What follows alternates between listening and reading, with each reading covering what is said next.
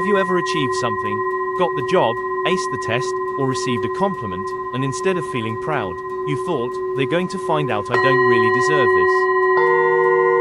If yes, you're not alone. That sinking feeling has a name: imposter syndrome. And in this video, we're going to unpack why so many of us secretly feel like frauds, even when we're not, and most importantly, how to overcome it. By the end of this video, you'll know the psychology behind imposter syndrome, the hidden patterns that fuel it, and practical tools you can use to silence that inner critic. What you're about to learn may change the way you see your achievements and yourself.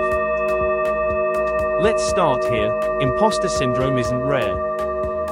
In fact, research suggests around 70% of people will experience it at some point in their lives. That includes top students, experienced professionals, even celebrities. Take Maya Angelou, one of the most celebrated poets of our time. Despite writing multiple award-winning books, she once admitted, "I have written 11 books, but each time I think, oh, they're going to find me out now." Think about that, someone at the peak of her field, still doubting her worth. That's the paradox of imposter syndrome. The more you achieve, the louder the fraud alarm sometimes becomes. So if you felt this way, you're in powerful company. Psychologists first described it in 1978, calling it the imposter phenomenon. It's not a mental disorder but a psychological pattern. At its core, imposter syndrome is the belief that your success is not due to your ability, but to luck, timing, or other people's mistakes. You fear being exposed as less capable than people think you are. Common signs include dismissing compliments, attributing success to luck, over-preparing to avoid failure, or the opposite, procrastinating because perfection feels impossible. It often creates a cycle. You succeed, right pointing arrow, you doubt yourself, right pointing arrow, you push harder or hide, right pointing arrow, the cycle repeats. Why does this happen? Let's go deeper. Perfectionism. Perfectionists set unrealistically high standards. Anything less than flawless feels like failure, fueling self-doubt. Attribution bias. We tend to attribute our failures to ourselves but our successes to external factors. Psychology calls this the attribution error. Social comparison. Thanks to social media, we're constantly comparing our behind the scenes to other people's highlight reels. Early conditioning. Some grew up with high parental expectations or in environments where achievement equaled worth. Here's the fascinating part. Imposter syndrome thrives in high achievers. The very people you'd least expect to feel like frauds. Let me share a quick story. I once coached a young professional, let's call her Sarah. She had just landed her dream job in a global company.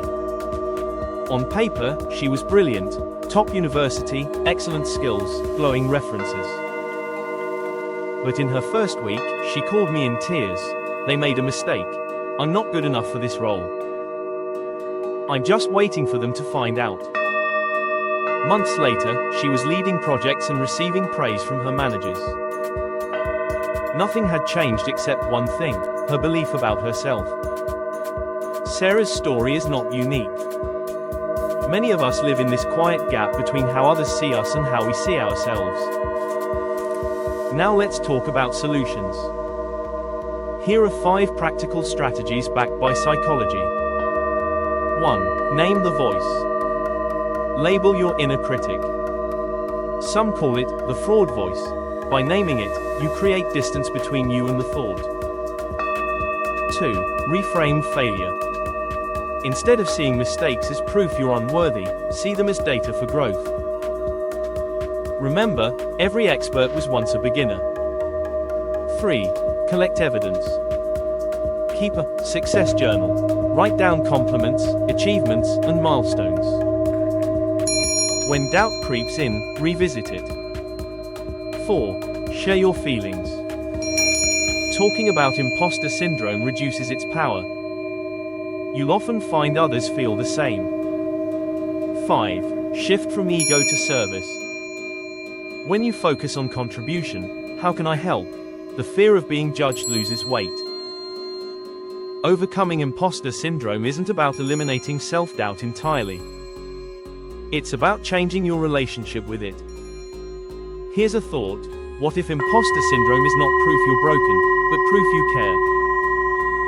It often appears in people who strive to grow, who take risks, who put themselves in arenas bigger than their comfort zones. In that sense, it's not a flaw, but a sign of courage. So let's wrap up. We've explored what imposter syndrome is, why even high achievers feel it, the psychological traps that fuel it, and practical tools to break the cycle. Remember this: feeling like a fraud doesn't mean you are one. In fact, it means you're stretching, learning, and growing. The next time your inner critic whispers, "You don't belong here," answer back, "Maybe not yet, but I'm here to learn." Because the truth is, you've already earned your place.